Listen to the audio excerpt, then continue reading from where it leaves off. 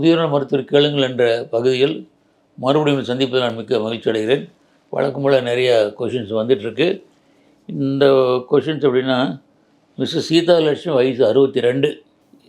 60 மேல் உள்ள முதியவர்கள் இரவு உணவை எத்தனை மணிக்குள் சாப்பிட வேண்டும்? இப்போ நைட்டில் எத்தனை மணிக்கு முன்னாடி நம்ம சாப்பிட்றணும் அது சொல்லுங்கள் டாக்டர் அப்படின்றாங்க.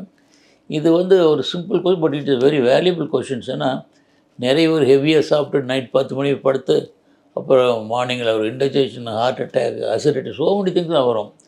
நீங்கள் எப்போ தூங்குறீங்களோ அதுக்கு ஒரு 2 to 3 hours முன்னாடி சாப்பிட்ருங்க. இப்போ நார்மலாக 10 o'clock நீங்கள் தூங்குன்னு வச்சுங்க, நீங்கள் ஒரு 7, 8க்குள்ளே நீங்கள் டின்னரை முடிச்சுக்கணும். That's most important. Minimum 2 hours 3 hours இன்னும் நல்லது.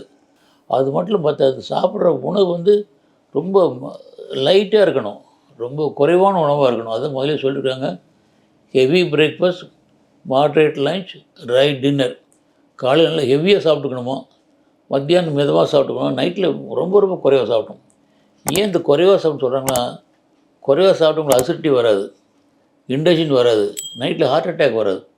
நிறைய பேர் 10 மணிக்கு போய் நைட்டு டின்னர் போய் சாப்பிட்டு 11 மணிக்கு படுத்து அப்படியே படுத்துருவாங்க. But next day morning died of massive heart attack. அதனால் நைட்டில் குறைவாக சாப்பிடுங்க, ஏர்லியராக சாப்பிட்ருங்க, மைல்டாக சாப்பிட்ருங்க. இப்போ நைட்டில் இந்த காஃபி, ட்ரிங்க்ஸு, மற்ற ஜென்ஸுக்கு ஆல்கஹால் இதெல்லாம் மேக்ஸிமம் அவாய்ட் பண்ணுறது நல்லது. இதெல்லாம் ரொம்ப முக்கியம். ஸோ அதனால் நைட்டில் சாப்பிட்றது இந்த டைமும் முக்கியம், அளவும் முக்கியம். 2 to 3 hours before your bedtime. ஆறு சாப்பிட்ற அளவு சப்பாத்தினா 2 சப்பாத்தி, தோசை தான் நீங்கள் குறைவாக சாப்பிட்டீங்கன்னா ஒரு ப்ராப்ளம் வராது. இன்பிட்வீன் 8 to 10 அந்த டைமில் தண்ணியை தவிர வேறு ஏதாவது குடிக்காமல் நல்லது. ஸோ உங்களுக்கு போதுமான பதிலை சொல்லியிருப்பேன் நினைக்கிறேன். நன்றி, வணக்கம்.